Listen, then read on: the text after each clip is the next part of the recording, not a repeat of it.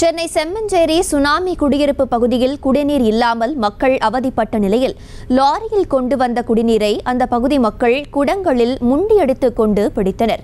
விவரங்களோடு இணைகிறார் எமது செய்தியாளர் சுமன். மேலும் விவரங்கள். அதாவது சென்னை செம்மஞ்சேரி சுனாமி குடியிருப்பு பகுதியில் தொடர்ந்து மிக்ஜாம் புயல் காரணமாக அந்த பகுதியில் சாலைகளிலும் வீடுகளிலும் மழைநீர் அணைந்துள்ளது. இதனால் அந்த பகுதியில் மின்சாரம் மற்றும் தண்ணீர் வசதி அனைத்து துண்டிக்கப்பட்டுள்ளது. இந்த நிலையில் செம்மஞ்சேரி சுனாமி குடியிருப்பு பகுதியில் கடந்த 2 நாட்களாக குடிநீர் இல்லாமல் மக்கள் அவதிப்பட்டு வந்த நிலையில் சென்னை குடிநீர் வாரியம் சார்பில் குடிநீர் வாகனம் அந்த பகுதி சென்றதும் அப்பகுதி மக்கள் முண்டி எடுத்துக்கொண்டு தண்ணீரை குளங்களில் பிடித்து எடுத்து செல்கின்றனர். அந்த காட்சியை நம்மால் பார்க்க முடியுது.